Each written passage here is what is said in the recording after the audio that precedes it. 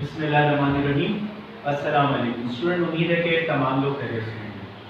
Student, आप लोगों को याद होगा लास्ट लेक्चर में बेसिकली हमारा जो कॉन्सेप्ट है, बेसिक कॉन्सेप्ट्स को जिसको मैंने नाम दिया हुआ है, उन कॉन्सेप्ट को मैं स्टडी कर रहा था। उसकी वजह आप जानते हैं, यानी हमारा जो मैट्रिक क्लास का जो चैप्टर है, चैप्टर नंबर 6, यानी जो मैट्रिक क्लास का जो कोर्स स्टार्ट होता है वो चैप्टर नंबर 6 से स्टार्ट होता है, जिसका नाम अलजेब्रिक सेंटेंसेस है। इस चैप्टर में अगर मैं बात करूं तो डायरेक्टली मेरा जो स्टार्ट होता है चैप्टर का, वो एक इक्वेशन को सॉल्व करके होता है। तो जाहिर सी बात है, जब एक इक्वेशन को मैं सॉल्व करूंगा तो उसके लिए मुझे कुछ बेसिक रूल्स रिवाइज होने चाहिए। आप ये बात जानते हैं कि आपका बेसिकली थोड़ा सा गैप आया है, जिस वजह से हमने एक चीज डिसाइड करी थी कि कुछ बेसिक कॉन्सेप्ट्स जो कि हम 9th क्लास में चैप्टर नंबर 2 में पढ़ के आ चुके हैं, उन कॉन्सेप्ट्स को हमने क्या करा था, बेसिकली रिवाइज करा था, ताकि हम जब चैप्टर नंबर 6 स्टार्ट करें जिसका नाम अलजेब्रिक सेंटेंसेस है, तो स्टूडेंट हमारे लिए प्रॉब्लम ना हो। तो लास्ट लेक्चर में मैंने आप लोगों को कुछ इक्वेशंस को रिवाइज करवाया था, यानी सॉल्व करना आपको आता था, क्योंकि 9th क्लास में आपने इक्वेशन को सॉल्व करा है, ठीक है। तो बेसिकली मेरा जो मेन मोटिव था आपको रिवाइज करवाना था कि किस तरीके से एक इक्वेशन को मैं सिंपलीफाई कर सकता हूँ, टैकल कर सकता हूँ। तो ये लास्ट क्लास में मैंने इस चीज को स्टडी करा था। आज फाइनली चैप्टर नंबर 6 हम स्टार्ट कर देंगे आज की क्लास में। इससे पहले जो चीज पढ़ी हो, बेसिकली आपकी बेस कह रहे हैं या ये कह रहे हैं कि वो चीजें आपको रिवाइज में करवा रहा था, ताकि जब हम चैप्टर स्टार्ट करें तो आप लोगों को कोई प्रॉब्लम ना हो। तो यहाँ पे चैप्टर नंबर 6 जिसका नाम अलजेब्रिक सेंटेंसेस है, ये आपके कोर्स का पहला चैप्टर है, यानी आपका जो मैट्रिक क्लास का जो पहला चैप्टर है वो चैप्टर नंबर 6 से आपकी मैट्रिक क्लास स्टार्ट होती है। इससे पहले जो चैप्टर्स हैं वो हम 9th क्लास में स्टडी करके आ चुके हैं, जो कि कोर्स आउटलाइन में मैं आपको डिस्क्राइब कर दूंगा। Chapter number 6 algebraic sentences, chapter number 6 algebraic sentences. थोड़ा सा अगर मैं डिफाइन करूं कि अलजेब्रिक सेंटेंसेस जो हमारे चैप्टर का नाम है, स्टूडेंट बेसिकली यहाँ पे जो अलजेब्रिक लिखा हुआ है, ये अलजेब्रिक का मतलब या अलजेब्रिक जो वर्ड है बेसिकली अलजेब्रा से ड्राइव हुआ है, अलजेब्रा से निकला। अलजेब्रा आप जानते हैं, आसान लफ्जों में बताऊंगा, ज्यादा मैं मुश्किल वर्ड्स इस्तेमाल नहीं करूंगा। अलजेब्रा आप जानते हैं, अलजेब्रा में बेसिकली हम जो चीज स्टडी करते हैं, जिस चीज को हम सॉल्व करते हैं, वो बेसिकली वेरिएबल होता है। वेरिएबल आपको पता है इंग्लिश अल्फाबेट। कांस्टेंट होता है, कांस्टेंट भी आप जानते हैं, इसको बोलते हैं, नंबर को बोलते हैं। तीसरी चीज ऑपरेटर, ऑपरेटर मीन साइन। ये बेसिक कॉन्सेप्ट्स में मैं स्टडी करके आ चुका हूं। यानी बताने का मकसद अलजेब्रिक सेंटेंसेस, ये जो लफ्ज है अलजेब्रिक, ये बेसिकली अलजेब्रा से निकला है। अलजेब्रा में हम किन चीजों को स्टडी करते हैं, वेरिएबल को, कांस्टेंट को और ऑपरेटर को, यानी इन्हीं तीन चीजों के कॉम्बिनेशन को, कॉम्बिनेशन मतलब मिलाप, इन्हीं चीजों को अगर मैं कंबाइन करूं तो इन्हीं चीजों को मैं क्या करता हूं स्टूडेंट, स्टडी करता हूं अलजेब्रा में। और दूसरा लफ्ज है यहाँ पे सेंटेंसेस। सेंटेंसेस का मतलब बेसिकली जुमला होता है, यानी एक ऐसा जुमला जो कि आपको कंप्लीट मायने जाहिर करे, यानी लफ्जों को अगर मैं मिला दूं, यानी लफ्ज को, अल्फाज को अगर मैं जोड़ लूं तो वहां पे मेरे को यानी वहां पे एक जुमला बन जाता है, यानी उन लफ्जों को मिलाने से एक जुमला बन जाता है। और जुमला कहते हैं उसको है जो अपने कंप्लीट मायने जाहिर करे।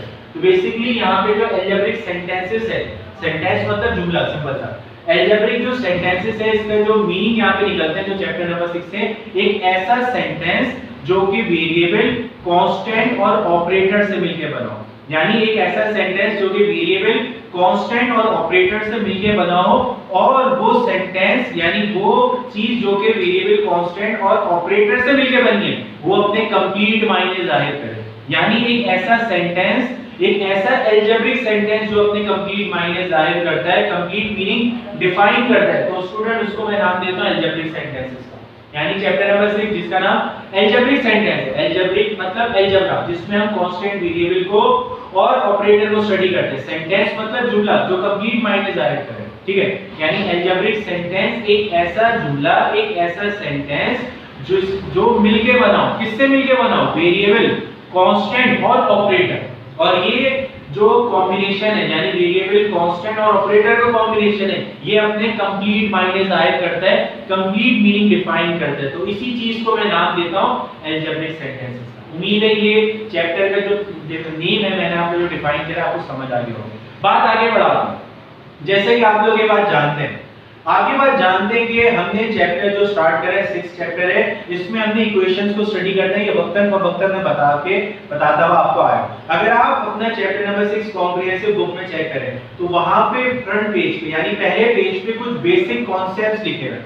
वो बेसिक कॉन्सेप्ट्स क्या है, उसमें कुछ टाइप्स कह रहे हैं, अकसाम कह रहे हैं, किस्म कह रहे हैं, बेसिकली सेंटेंसेस की कुछ टाइप्स वहां पे डिफाइन की गई है। यानी उसमें मैं बता देता हूं, बेसिकली वो उसका कोई इतना ज्यादा किरदार नहीं है, इतनी ज्यादा उसकी इंपॉर्टेंस नहीं है, फिर भी मैं उसको डिस्कस कर लेता हूं ताकि फिर हम फाइनली चैप्टर पे आ जाएं। उसमें सबसे पहले लिखा हुआ है करेक्ट सेंटेंस, उसके बाद इनकरेक्ट सेंटेंस है, फिर उसके बाद ओपन सेंटेंस, देन उसके बाद फाइनली इक्वेशन लिखा हुआ है। ये 4 टाइप्स ऑफ सेंटेंस वहां पे लिखी है। ये आप उसको रीड आउट कर लेगा, ठीक है, रीड कर लीजिएगा। मैं डिफाइन भी कर देता हूं मुख्तसरन, अगर कोई चीज समझना है तो आप पूछ सकते हैं। क्यों? क्योंकि मेरा टारगेट बेसिकली सॉल्यूशन पर है। वो थ्योरी के हवाले से इंपॉर्टेंट कह सकते हैं, आ भी सकते हैं, नहीं भी आ सकता है, तो पढ़ लीजिएगा, वो इतना ज्यादा इंपॉर्टेंट ऐसे नहीं है।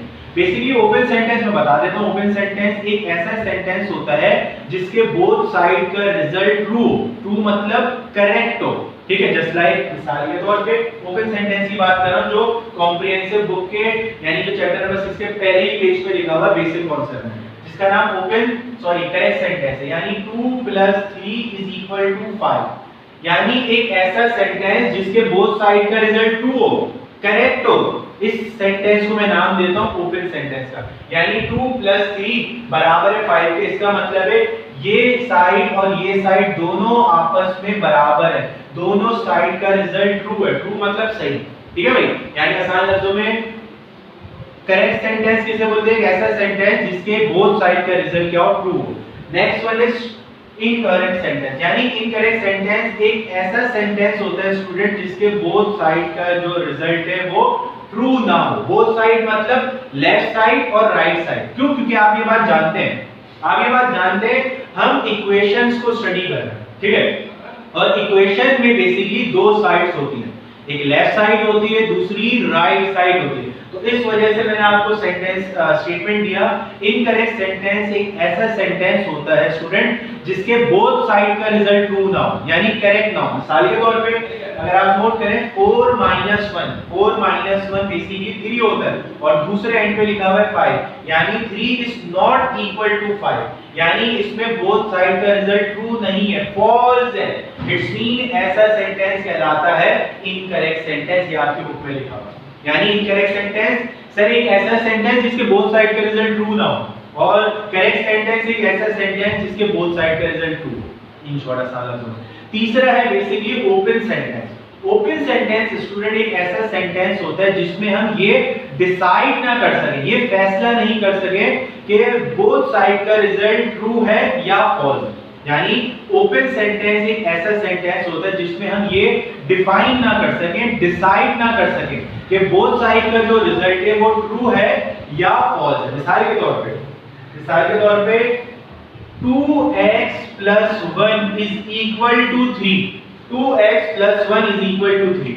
अगर आप नोट करें यहाँ पे, यानी लेफ्ट साइड पे अगर आप फोकस करें 2x + 1 लिखा हुआ है, यहाँ पे अगर आप नोट करें इस सेंटेंस पे बेसिकली x शामिल हो गया, यानी ये जो पूरा सेंटेंस है इसका जो भी रिजल्ट है, यानी जो भी रिजल्ट है बेसिकली ये इस x की वैल्यू पे डिपेंड करता है। यानी मुझे नहीं पता कि x की वैल्यू क्या है, लेकिन इतना जरूर मैं जानता हूं अगर x की वैल्यू कुछ भी हो मुझे नहीं पता वैसे कि अगर मैं x की वैल्यू यहाँ पे रखूं और बोथ साइड को सॉल्व करूं, यानी लेफ्ट साइड को सॉल्व करूं, वो अगर बराबर आ जाए राइट साइड के, तो ये सेंटेंस में डिसाइड कर सकता हूं इसका रिजल्ट क्या है। अगर मैं x की वैल्यू जो भी है इस सेंटेंस में सब्स्टिट्यूट करूं, सॉल्व करूं और x की वैल्यू यानी जो रिजल्ट है मेरा बोथ साइड का बराबर नहीं है, तो फिर मैं डिसाइड कर सकता हूं कि मेरा सेंटेंस कौन सा है। लेकिन फिल वक्त इस कंडीशन में मैं डिफाइन नहीं कर सकता कि मेरा जो सेंटेंस है इसके बोथ साइड का रिजल्ट ट्रू है या फॉल्स है। क्यों? क्योंकि सर यहाँ पे एक वेरिएबल शामिल हो गया और वो वेरिएबल x है, कुछ भी हो सकता है। फिर ये अभी मैंने जो एग्जांपल दिया इसमें वेरिएबल x है, तो इसका मतलब ऐसा सेंटेंस जिसमें हम ये डिसाइड ना कर सके बोथ साइड का रिजल्ट ट्रू है या फॉल्स है, तो ऐसा सेंटेंस स्टूडेंट कहलाता है क्या? ओपन सेंटेंस कहलाता है। ये आपके नोट्स में भी लिखा हुआ है, इसकी इतनी ज्यादा इंपॉर्टेंस नहीं है, जल्दी मैं इसको शॉर्टली बताऊं। लास्ट वन इज इक्वेशन, ठीक है। इक्वेशन का हमारा काम है, इक्वेशन आप जानते भी हैं। उसमें चौथी टाइप लिखी है सेंटेंस की, बेसिकली इक्वेशन है। इक्वेशन क्या होता है? इक्वेशन एक ऐसा ओपन सेंटेंस होता है, इंपॉर्टेंट लफ्ज है, आज से पहले हो सकता है आपने इक्वेशन की ये डेफिनेशन ना सुनी हो जो मैं भी आपको बता रहा हूं, ठीक है। इक्वेशन एक ऐसा ओपन सेंटेंस है, इक्वेशन एक ऐसा ओपन सेंटेंस है जिसमें sign of equal to present होता है। मैंने क्या लफ्ज इस्तेमाल करें, इक्वेशन एक ऐसा ओपन सेंटेंस है जिसमें साइन ऑफ इक्वल टू मौजूद हो। मैंने लफ्ज बोले ओपन सेंटेंस। ओपन सेंटेंस आप जानते हैं, अभी मैंने आपको बताया सर एक ऐसा सेंटेंस जिसमें हमें ये मालूम ना हो कि बोथ साइड का रिजल्ट ट्रू है या फॉल्स है, ठीक है। आप ये बात जानते हैं। मिसाल के तौर पे ये लिखा हुआ है मैंने 2x + 5 = 9।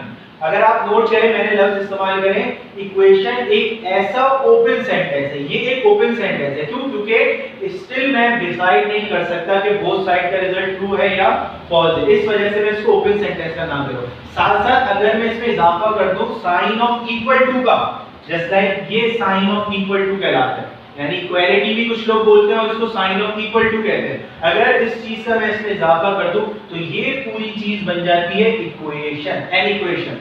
यानी इक्वेशन क्या होता है? An equation. What is an equation? Equation basically student एक ऐसा ओपन सेंटेंस होता है जिसमें साइन ऑफ इक्वल टू मौजूद, आसान लफ्जों में इसको हम कहते हैं इक्वेशन। आपने बहुत सारी इक्वेशंस को 9th क्लास में भी स्टडी करा, तो फर्दर मोर यहाँ पर भी चैप्टर नंबर 6 में बहुत सारी टाइप्स की इक्वेशन है जिसको वक्तन फवक्तन हमने सॉल्व करना। उम्मीद है ये जितनी बातें मैंने बताई है आपको समझ आ गई। ज्यादा डिटेल में नहीं जाना चाह रहा, क्यों?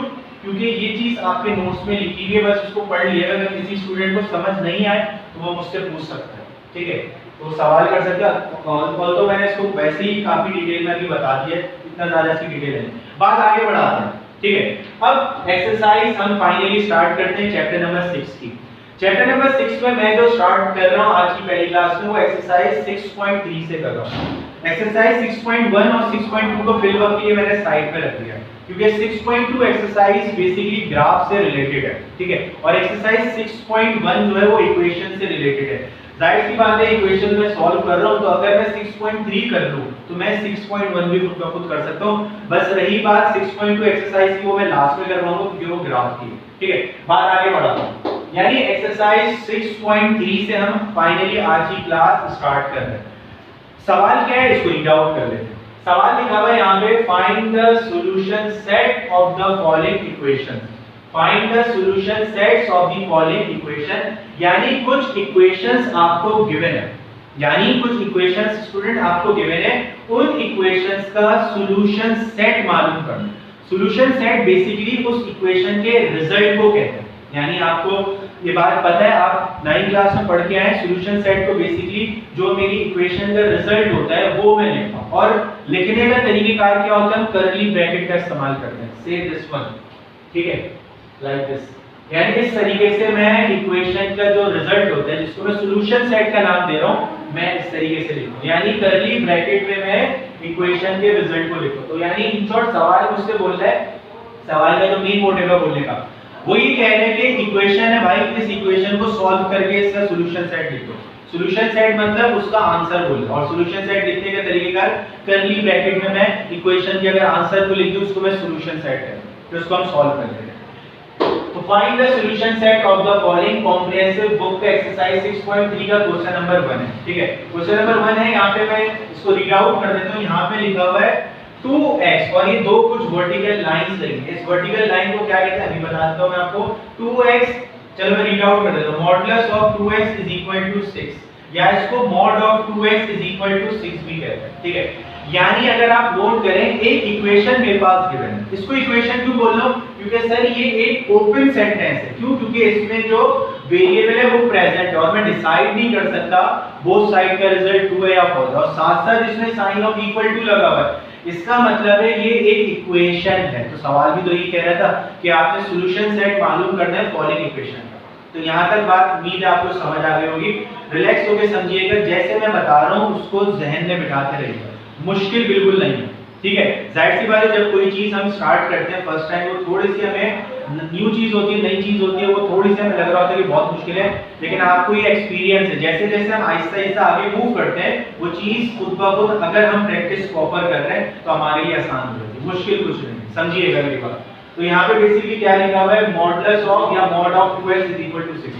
स्टूडेंट मैंने लफ्ज इस्तेमाल करा है मॉड या इसको मॉडुलस कहते हैं, यानी ये जो बेसिकली टू वर्टिकल लाइंस है इसको हम कहते हैं मॉडुलस या इसको एब्सोल्यूट वैल्यू भी कहते हैं, एब्सोल्यूट वैल्यू, जस्ट लाइक, समझिएगा जरा, यानी ये जो चीज है just like two vertical lines, यानी मेरे पास इक्वेशन में दो वर्टिकल लाइंस जो लगी है स्टूडेंट, ये वर्टिकल लाइंस बेसिकली कहलाती है मॉडुलस या एब्सोल्यूट वैल्यू। कुछ लोग इसको मॉड भी कहते हैं, यानी अगर आप स्कूल वगैरह में पढ़ें तो वहां पे हो सकता है आपके टीचर्स वगैरह इसको रीड कैसे करें, मॉड कहें इसको, तो एक ही बात है, यानी मॉड भी इसको कहते हैं, मॉडुलस भी इसको कहते हैं, एब्सोल्यूट वैल्यू भी इसको कहते हैं, यानी तीनों बेसिकली इस वर्टिकल लाइन के नाम है। ये होते क्या है, इसका मतलब क्या है, मॉडुलस क्या होता है समझिएगा जरा।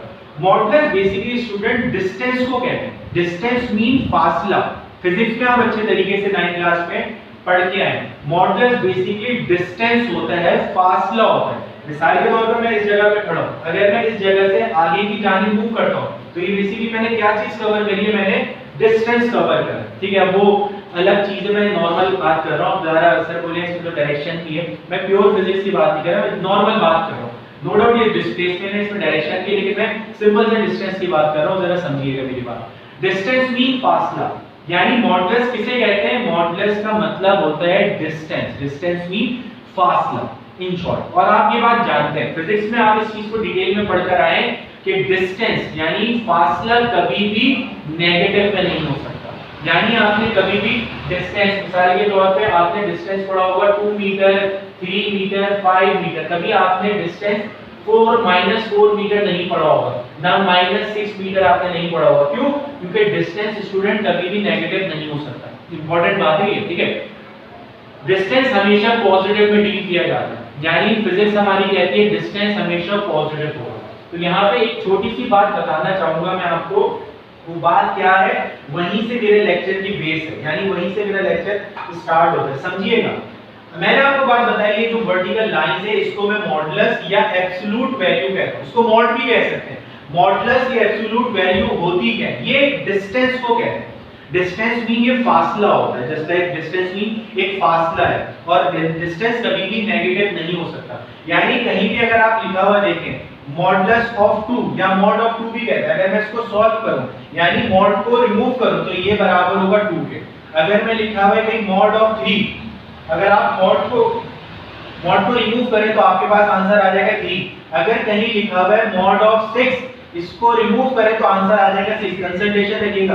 अगर कहीं लिखा हुआ है माइनस यानी मॉडुलस ऑफ -7, अगर आप मॉडुलस को रिमूव करें, रिमूव मतलब सॉल्व कर लें, तो हमेशा आपके पास आंसर आएगा 7 आएगा। अगर कहीं लिखा हुआ है -8, अगर आप इस मॉडुलस को सॉल्व करें या मॉडुलस को रिमूव करें, रिमूव मतलब सॉल्व करना, तो हमेशा आपके पास आंसर आएगा 8। क्या मतलब सर ये तो बहुत ज्यादा मुश्किल हो गया, भाई समझिए जरा।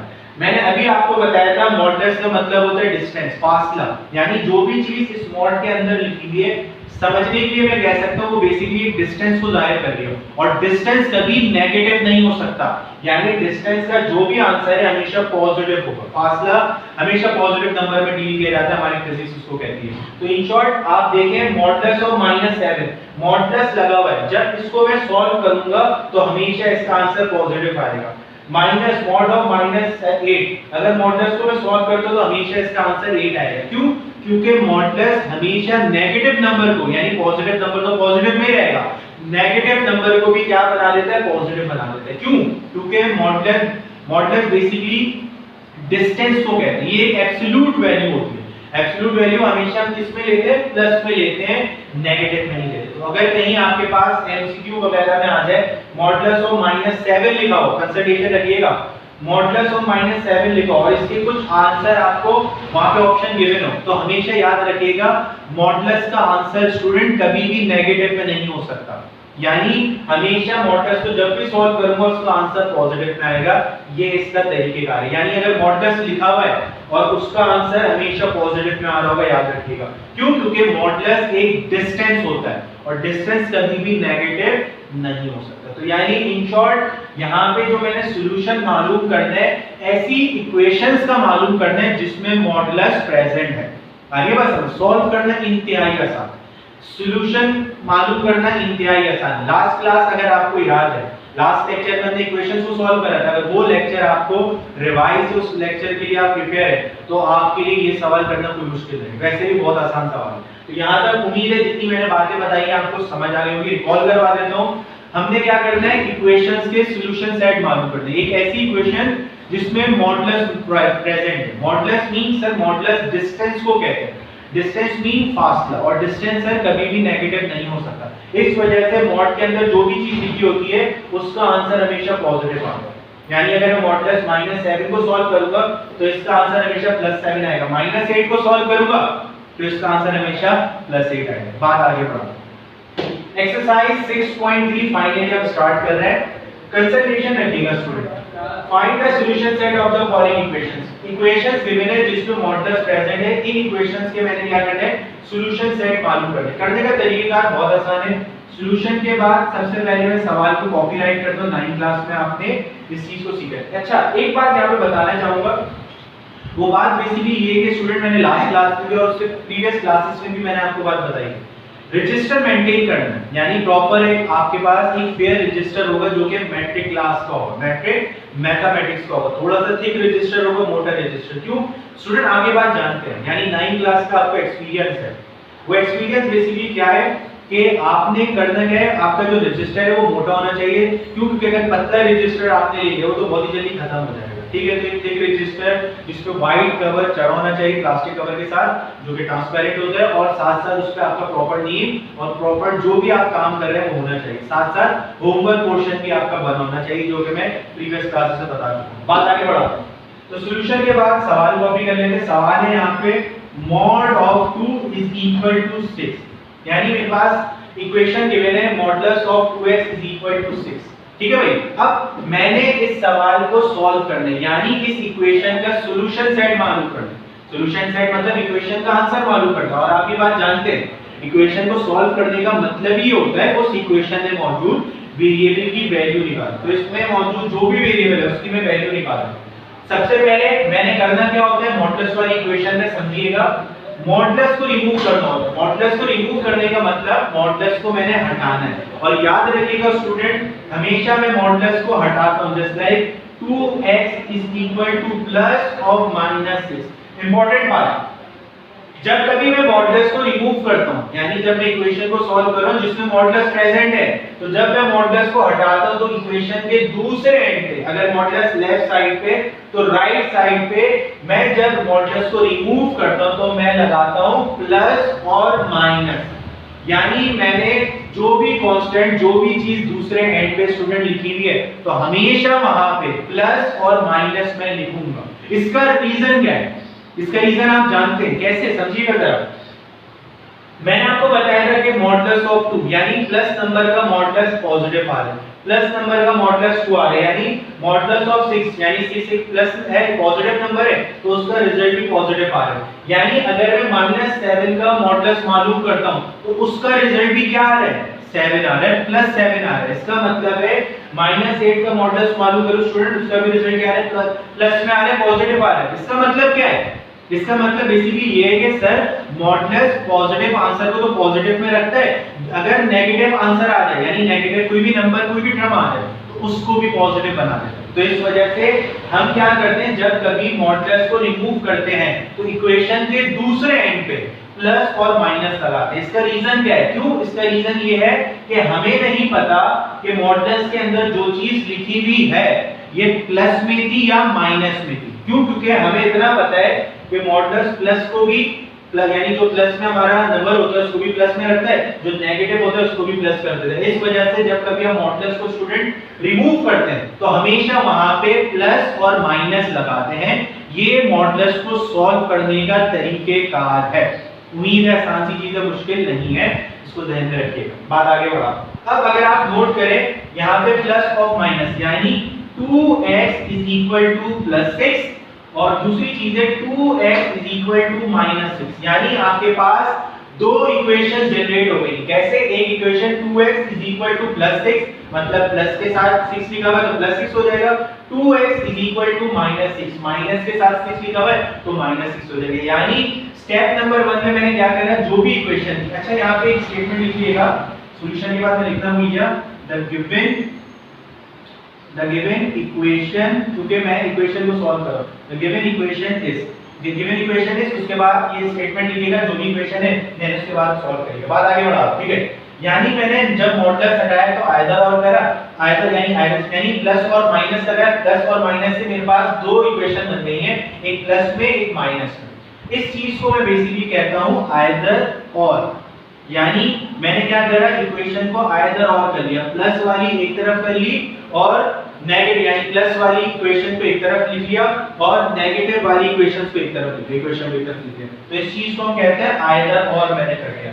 यानी मैंने प्लस अलग कर लिया, माइनस अलग कर लिया, रहा क्या, सवाल सॉल्व हो गया। कैसे, आप जानते हैं इक्वेशन को सॉल्व करना, यानी वेरिएबल की वैल्यू निकालें। यहाँ पे x के साथ 2 क्या हो रहा है, कल की क्लास याद करें, यानी पहले की क्लास याद करें, सिर्फ प्रीवियस 2 क्या हो रहा है, मल्टीप्लाई, मल्टीप्लाई का अपोजिट क्या होता है, डिवाइड, तो यानी यहाँ पे x is equal to 6 divided by 2 हो जाएगा। सॉल्व कर लें, यहाँ पे 2 1 जा 2 2 3 जा 6, तो यहाँ पे आ गया x की वैल्यू निकल कर आ गई, एक वैल्यू 3 आ गई। दूसरी वाली भी देख लेते हैं, यहाँ पे भी 2 मल्टीप्लाई है, वहां जाके डिवाइड, तो x is equal to -6 divided by 2, x is equal to 2 1 जा 2 2 3 जा 6 -3, यानी आपके पास दो आंसर आ रहे हैं, यानी x की दो वैल्यूज आ रही हैं, एक +3 आ रही है और एक -3, यानी सवाल अगर आप नोट करें, इक्वेशन को सॉल्व करना इंतहाई आसान, बस कुछ चीजें हैं जो कि मैट्रिक क्लास की, जैसे मॉडुलस का लफ्ज आपने सुना है, टाइप्स ऑफ सेंटेंसेस आपने सुने, ये थोड़ी सी डिफरेंट चीजें हैं, डिफरेंट से मुराद आपके लिए नई चीजें, क्योंकि जाहिर सी बात है मैट्रिक क्लास में हमने नए कोर्स को पढ़ना, तो बेसिकली ये कुछ इंपॉर्टेंट चीजें थी, बाकी बता दिया। रही बात, आपको सवाल में बोला गया find the solution set of the following equation. Solution set मतलब जो इक्वेशन के आंसर है उसको कर्ली ब्रैकेट में लिख देना, इसको सॉल्यूशन सेट कहते हैं। तो यानी मेरे पास इक्वेशन सॉल्व हो गई है, तो इसका मैं आंसर फाइनली कैसे लिख सकता हूं, बहुत आसान है, लिखने का तरीका आपको लिखना आता है। देयरफॉर, यानी ये जो नुक्ते होते हैं बेसिकली 3, ये से इसको नुक्ते कहते हैं, बेसिकली देयरफॉर कहलाता है। Therefore the solution set, therefore the solution set is, solution set curly bracket बनाएंगे जस्ट लाइक ये, अच्छा सॉल्यूशन सेट इज, अब यहाँ पे +3 है और -3 है, सर कौन सा पहले नंबर लेंगे, कोई सा भी लिख सकते हैं, यानी +3 भी लिख सकते हैं और -3 भी लिख सकते हैं, लेकिन बेहतर ये समझा जाता है कि जो नेगेटिव नंबर है उसको पहले लिखा जाए, यानी जो माइनस में नंबर है उसको लिखा जाए, या इसको यूं भी कह सकता हूं असेंडिंग ऑर्डर वाइज मैंने लिखना होता है। आप जानते हैं असेंडिंग मतलब छोटे से बड़ा, और नेगेटिव में जितना भी बड़ा नंबर होता है, यानी negative number plus positive number से छोटा होता है, इस वजह से मैंने आपको बोला है कि नेगेटिव नंबर आप पहले लिखेंगे।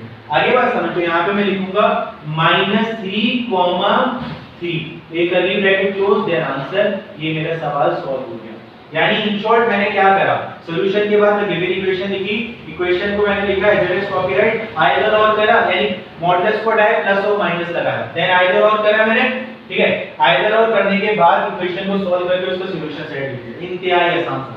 उम्मीद है आसान है बहुत ज्यादा, एक दफा इसको प्रैक्टिस करेंगे तो आपके लिए भी आसान हो जाएगा, कोई मुश्किल नहीं। बात आगे बढ़ाता हूं, क्वेश्चन नंबर 2 आपकी कॉम्प्रिहेंसिव बुक का सॉल्यूशन के बाद सवाल हम सबसे पहले कॉपी कर लेते हैं, आप इस चीज से बहुत ज्यादा अच्छे तरीके से वाकिफ हैं, ठीक है। सॉल्यूशन के बाद मैं पहले एक काम कर लेता हूं, यहां पे लिख देता हूं द गिवन, ये इक्वेशन है, the given equation is, equation मेरे पास गिवन है x/4 मॉडुलस, यानी mod of x/4 is equal to 12, ठीक है। तो x/ यानी सिंपल से x/4 इज इक्वल टू 12, यहां तक बात समझ आ रही है। तो इन शॉर्ट स्टूडेंट मैंने इसको लिख दिया, अब जाहिर सी बात है मैंने मॉडुलस हटाना है, तो x/4 is equal two plus और -12, सेम तरीके से मैंने प्लस और माइनस कर लिया, अब जाहिर सी बात है इसको आइदर और कर लेते हैं, आइदर और, ठीक है, आइदर और कर दिया मैंने, याद बात समझ आ रही है। तो x/4 is equal to +12, x/4 is equal to -12, solve कर लें। आप ये बात जानते हैं कोई भी चीज इक्वेशन में अगर डिवाइड हो तो दूसरे एंड में जाके मल्टीप्लाई हो जाती है, यानी x के साथ 4 डिवाइड हो रहा है तो दूसरे एंड में जाके मल्टीप्लाई हो जाएगा, तो x is equal to 12 multiply by 4, x is equal to 12 4 से 48 हो जाता है, ये 48 हो गया, तो x की एक वैल्यू निकल कर आ गई है, डिवाइड हो रहा है वहां जाके मल्टीप्लाई, तो x is equal to -12 multiply by 4, तो 12 4 से 48 -48 आपके पास इसका रिजल्ट आ गया। तो इन शॉर्ट इसको लिखने का तरीका क्या होगा, therefore the therefore the solution set is, solution set curly bracket में लिखा जाता है और कर्ली ब्रैकेट में लिखा जाएगा -48, ये आपका आंसर निकल रहा है। उम्मीद है आसान से सवाल है, कोई मुश्किल नहीं, आपको समझ आ रही हो। ठीक है स्टूडेंट, इस चीज को ध्यान में रखिएगा। मजीद बात आगे बढ़ाते हैं। क्वेश्चन नंबर यहाँ पे लिखा हुआ है, क्वेश्चन नंबर 3 है, ये भी आपकी कॉम्प्रिहेंसिव बुक का है। आसान सवाल है, अगर आप नोट करें सॉल्यूशन 2 से 3 लाइनों से ज्यादा कोई बड़ा नहीं है, लेकिन कुछ कॉन्सेप्ट, कुछ टर्म्स हैं जो जाहिर सी बात है मैट्रिक का स्टूडेंट मैच्योर होता है, उसको आनी चाहिए, तो वही चीज मैं आपको बता रहा हूं। तो सॉल्यूशन के बाद मैं सबसे पहले लिख लेता हूं the given equation is, the given equation is, और वो इक्वेशन है क्या? इक्वेशन है मेरी mod of x minus 3 is equal to 12, modulus हटाएंगे x minus 3 is equal to plus of minus 4, either और कर लेते हैं स्टूडेंट। ठीक है, ये हो जाएगा आइदर और, यानी मैंने दोनों का अलग-अलग कर दिया। आइदर और में मेरे पास x minus 3 is equal to 4 आ गया, x minus 3 is equal to minus 4 आ गया। ठीक है, इसको सॉल्व कर लेते हैं। आप ये बात जानते हैं, कोई भी चीज इक्वेशन के एक एंड पे माइनस हो, दूसरे एंड पे जाके प्लस हो जाती है, यानी x के साथ -3 उधर जाके +3 हो जाएगा, तो x is equal to 4 + 3, x is equal to +++ 4 + 3, तो ये x की वैल्यू 7 निकल कर आ गई। आइए बस, कुछ मुश्किल नहीं है, आसान तरीके सवाल है। सेम तरीके से यहाँ पे x ये है -3, वहां जाके क्या हो जाएगा +3, तो -4 अपनी जगह लिखा हुआ है +3। कंसंट्रेशन रखिएगा स्टूडेंट, प्लस माइनस 4 - 3 1, और आंसर किसका आता है, यानी साइन हमेशा ग्रेटर नंबर का, और यहाँ पे ग्रेटर नंबर कौन सा है 4 है, तो 4 का आंसर क्या है, साइन क्या है माइनस, तो इन शॉर्ट आपके पास यहाँ पे -1 आ गया। तो इन शॉर्ट इसका रिजल्ट क्या बना, solution set, therefore the solution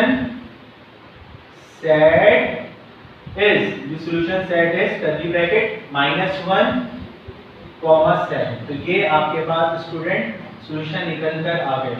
उम्मीद है जितनी बातें बता रहा हूं आपको समझ आ रही होगी। बात आगे बढ़ाते हैं। लास्ट क्वेश्चन है, क्वेश्चन आज के हमारे लेक्चर का क्वेश्चन नंबर 4। ठीक है, इस सवाल को भी देख लेते हैं। यहाँ पे द गिवन इक्वेशन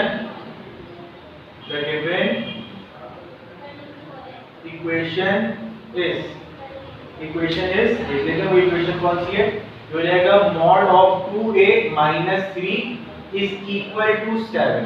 सेम तरीके से mod of 2a - 3 is equal to plus or minus 7, क्योंकि मैंने मॉडुलस हटाया। अच्छा स्टूडेंट, गलती मत करिएगा, बच्चे गलती क्या करते हैं, डायरेक्ट प्लस और माइनस लगा के सॉल्व कर देते हैं। भाई मॉडुलस लगाया हुआ होता है, प्लस और माइनस लगा देते हैं। भाई प्लस और माइनस कब लगाते हैं, प्लस और माइनस हमेशा उस वक्त लगाते हैं स्टूडेंट जब हम मॉडुलस को रिमूव करें। ठीक है, तो इस वजह से मैं मॉडुलस को जब रिमूव करूंगा तब प्लस और माइनस लगाऊंगा। तो ये मैंने आइदर और कर दिया,